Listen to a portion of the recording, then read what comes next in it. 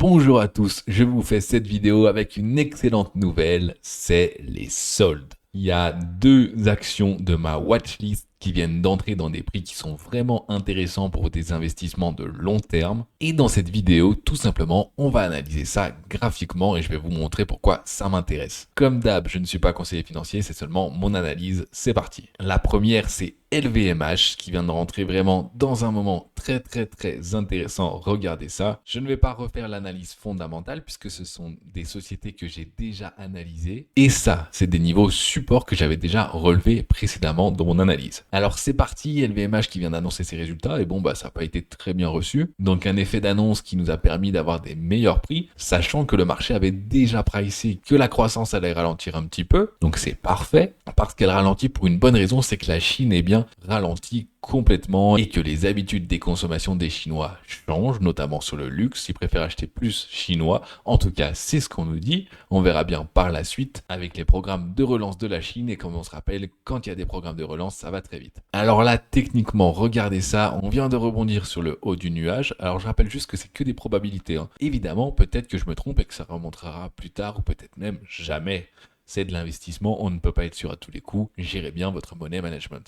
Mais regardez, la dernière fois qu'on a remis en cause le nuage, eh bien c'était en 2008, d'accord, mais ça, on n'est pas du tout dans la même situation, et la fois d'avant c'était en 2000. Sauf que là, LVMH n'est pas pricé cher du tout, hein. Donc techniquement, on vient juste d'arriver sur le nuage, et si la tendance haussière long terme continue, eh bien on va rebondir. D'ailleurs, aujourd'hui, on a déjà rebondi dessus, hein. Si j'avais fait la vidéo ce matin, eh bien on aurait été pile sur le haut du nuage. Et en plus là, il y a une grosse résistance, donc on voit le plat de SSB juste ici, plus le haut du nuage, on est vraiment sur une belle résistance, d'accord? Donc ça, c'est la plus grosse résistance court terme, et l'autre, elle sera en dessous, bien en dessous, le bas du nuage, qui est aussi un petit plat de SSB.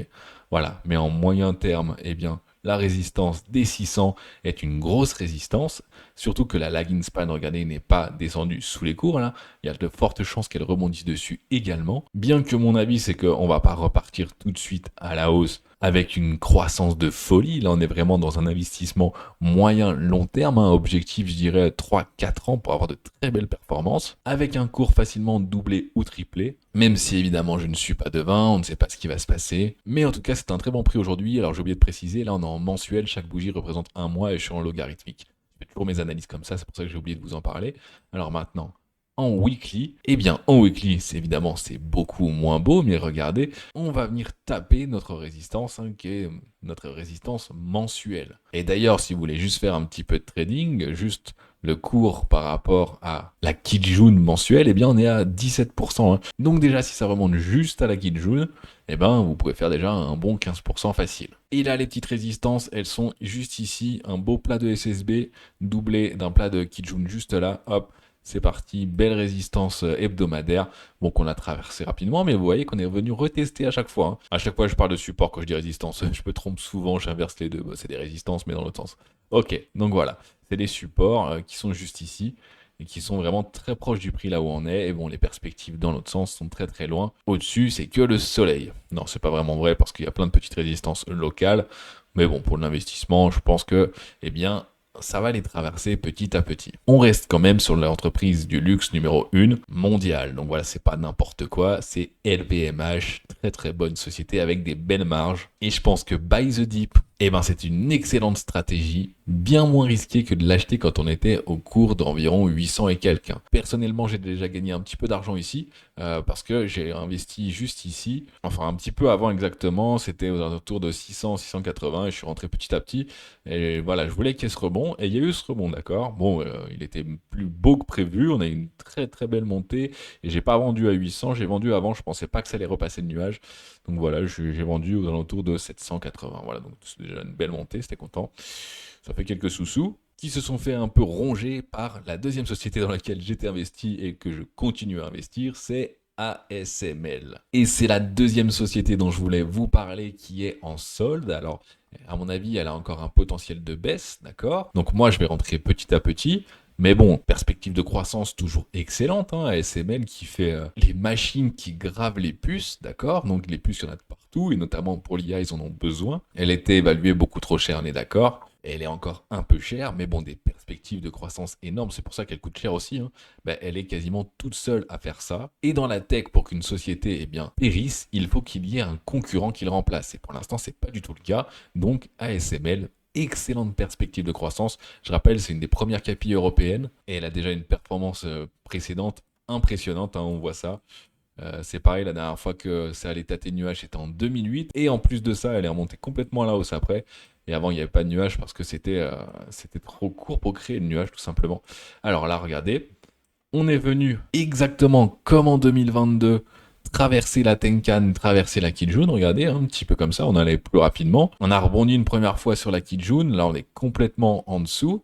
Alors il y a quand même un petit potentiel de baisse encore de moins, ouais, voilà, 10, 15%, 20% même, et même si on va jusqu'au bas du nuage, 30%, d'accord, mais alors là, ce sera d'excellentes opportunités, sachant la qualité de la société, hein, toujours, je vous rappelle, je les ai analysées, ces sociétés, allez voir si ça vous intéresse, mais déjà, si vous voulez faire peut-être une entrée pour du court terme, là, ça fait 4 mois qu'elle descend en ligne droite, qu'elle a perdu quasiment 40% de sa capitalisation. Pour des sociétés comme ça, c'est énorme, hein. Et si elle descend jusqu'en bas du nuage, ça fera quasiment 60% de sa capi, d'accord? Donc vraiment une grosse chute qui peut engendrer d'excellentes opportunités. On trace rapidement les supports. Bah évidemment, il y a la Tenkan, d'accord? Bon là on est en dessous, mais c'est possible qu'on rebondisse très vite, hein, parce que là on vient vraiment d'avoir l'avertissement sur résultat. D'ailleurs, vous allez voir cette vidéo, on ne sera pas exactement au même endroit parce que, eh bien, au moment où je fais cette vidéo, elle doit annoncer ses résultats. Enfin, officiellement, parce que globalement, elle les a déjà annoncés hier, on ne sait pas pourquoi. Et ensuite, eh bien, il va y avoir ici un magnifique plat de Kijun également, doublé avec un petit plat de SSB juste après, d'accord?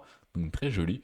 Et évidemment, après, le gros support, ça va être juste ici, le bas du nuage, que personnellement je ne pense pas du tout qu'on va atteindre. Déjà, si on atteint des niveaux aux alentours de 560, bon bah ce sera déjà des très très bonnes opportunités d'achat. Je vous ai dit moyen long terme, hein, on n'est pas sur du 3 mois, 4 mois, hein. Même s'il va forcément y avoir un rebond à un moment, on ne descend jamais à la baisse comme ça s'il n'y a pas une crise majeure. Les dernières fois qu'on a traversé la Kijun à la baisse, mensuelle hein, toujours, eh bien c'était bon à 2022, vous connaissez l'histoire. Ensuite on a repris par rapport au moment de la Kijun, quasiment 100%, d'accord? Donc voilà les performances, hein.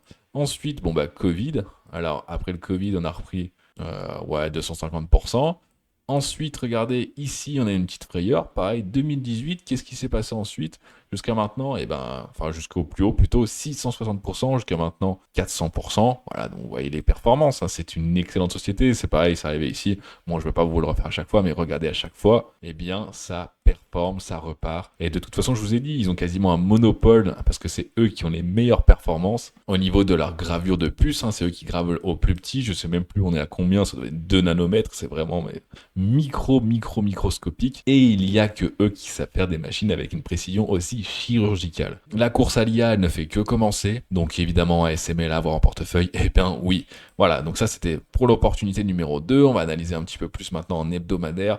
Maintenant qu'on a les supports. Juste ici, ok, là on voit un petit peu mieux. Alors déjà, regardez, on est revenu quasiment rebondir en haut du nuage, d'accord, juste ici, alors qu'on était parti à la baisse. Mais de toute façon, tant que la lagging span n'est pas descendue sous eh bien, le nuage, pour l'instant, la tendance est toujours à peu près haussière, même si vous avez vu que ça va un petit peu en dents de scie, hein. Si là, on trace rapidement depuis 2022, d'accord, on est dans un canal qui se rétrécit, ça fait une compression, et ça, généralement, ça part après vite dans un sens. Bon, bah voilà, vous voyez qu'on a complètement traversé le canal, donc c'est possible que ça parte vers le bas. Là, je suis en mensuel, hein, chaque bougie représente une semaine, mais personnellement, je pense que c'est un fake out, comme on appelle ça. Forcément, ils ont fait un avertissement sur le résultat, donc ça fait peur, mais les fondamentaux sont toujours là. Et depuis le plus haut, on a perdu quand même quasiment 40% de la capi, hein, donc c'est pas rien du tout. Donc moi, personnellement, ça m'intéresse, je rentre dedans, je moyenne mon coup à la baisse, et ça fait plaisir. Alors je vais supprimer ça. Ici, juste du coup, qu'est-ce qu'on a comme petite résistance en hebdomadaire? Et bien ici, on a un gros plat de Kijun qui est pas très loin, doublé d'un plat de SSB ici, avec un autre plat de Kijun par là. Donc globalement, il y a pas mal de niveaux autour d'ici hein, qui vont être bataillés à mon avis. En tout cas, il y a beaucoup de supports, il y a une grosse demande. Plus les résistances mensuelles, à mon avis, on rentre dans des niveaux de prix qui sont très intéressants. Et si ça baisse encore plus, et ben tant mieux. Je ne vais pas changer ma stratégie, je vais continuer d'acheter pour moyenner mon prix à la baisse, parce qu'en ce moment j'ai quand même beaucoup de cash et des obligations encore. Comme les prix étaient extrêmement hauts, j'attendais que ça redescende un petit peu, et là c'est le cas, je suis content. Quelques entreprises de ma watchlist rentrent dans des prix qui me plaisent. Bon, pour l'instant c'est quasiment tout en Europe, hein. Tout ce qui est aux US ça reste quand même très cher. Je rentre un petit peu encore dans du Microsoft ou du Mastercard, et même un peu de Google, mais ça reste là pour le moment, hein. Et pour récapituler, du coup, on a LVMH, excellente opportunité en ce moment, et ASML, deuxième excellente opportunité en ce moment, même si je pense qu'il y a encore une petite possibilité